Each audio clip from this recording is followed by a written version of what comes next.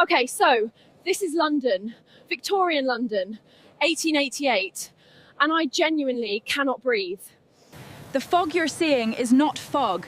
This is coal smoke. They just breathe this every single day. Locals call this a London particular. I would call it a health code violation. Apparently that's not invented yet. I'm Nova. I time travelled to one of the most famous cities in history. It immediately tried to suffocate me. Brilliant. 2 Londons happening right now. West End, carriages, top hats. East End, where I currently am. Do not panic. Jack the Ripper is also in Whitechapel right now. It's October 1888. Not a coincidence. I have a plan. The smell is layered. Coal first, then the Thamesco, basically an open sewer, then horse manure on every single road. Somehow, underneath all of that, there is bread baking somewhere, and it smells absolutely incredible.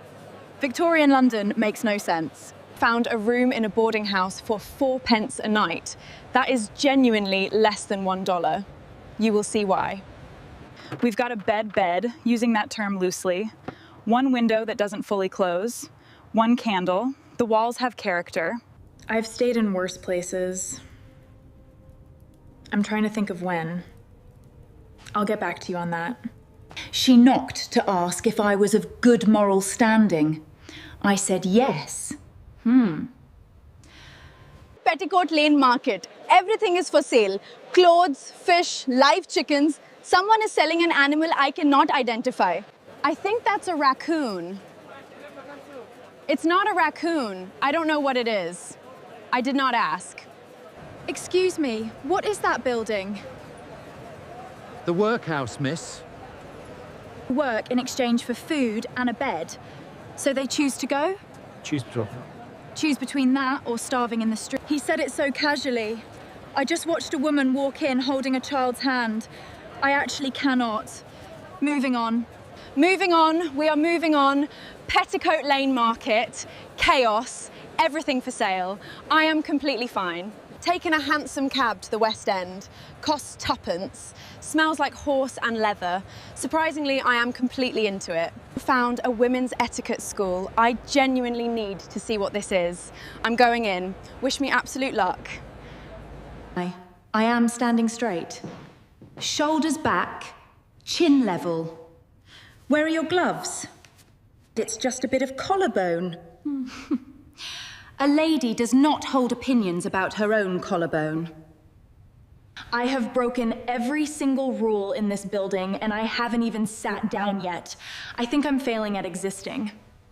She is teaching me to walk with a book on my head. I have dropped it 4 times. She sighs louder each time. Do you actually enjoy etiquette lessons? One must be prepared for society. A lady without accomplishments is invisible, miss. She meant it completely sincerely. She wasn't sad about it. That might be the most Victorian thing I've heard all day. Okay, that pea soup is actually really good. Smoky and thick. It tastes like it's been simmering since last week, and that's a positive. The potato. No butter, no seasoning. Just a potato standing completely alone in the world. I respect the honesty. 3 halfpence total. I've had worse lunches that cost £40. Victorian street food is completely underrated, and I will die on this hill. I have a headache from the coal smoke. Someone recommended a physician nearby. I'm going in. What could possibly go wrong? Just a headache. Probably the air, actually. I recommend bloodletting. Bloodletting? You're kidding, right? Blood what? Or I have leeches. Alternatively, laudanum, pear, opium, and alcohol. Very effective. So my options are drain my blood, put leeches on me, or give me opium. Correct. If I'm gonna survive a full day in 1888 without everyone staring at me, I need to dress the part, unfortunately. Victorian working class, hair bun, apron, the whole thing. Nobody has looked twice at me, and this is either working perfectly or they just don't care. Either way. He said it like I was the unreasonable one in that room. I'm gonna drink some water, never visiting a Victorian doctor again.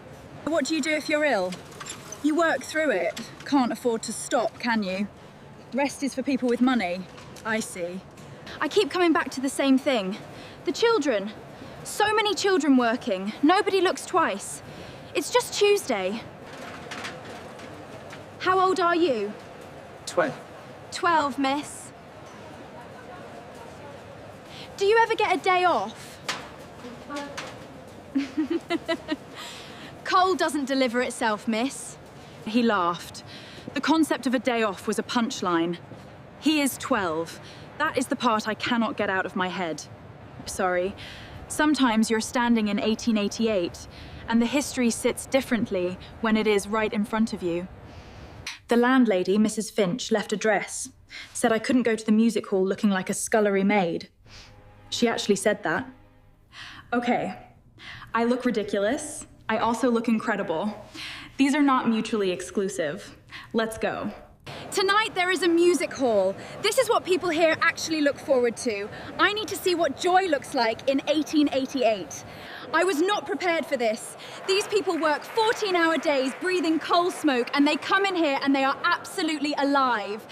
The performer is doing impressions of politicians and the crowd is completely losing its mind. I love every single thing about this. Is it that obvious? You keep looking at everything like you've never seen a room before. This is wonderful, actually. It's the only night out we get. Have to make it count, don't we? It's late. The smoke is thicker now. The gas lamps are doing their best. Honestly, they are losing the fight. It's beautiful. The most powerful empire in the world, and also children selling matches in the dark. Both things at once. All day, every day. Grandest architecture you've ever seen, with open sewers beneath it. Women told their collarbone is a moral failure. Everything at once. I tried to stay objective today. I really did. The 12-year-old coal boy, though. I keep coming back to the children.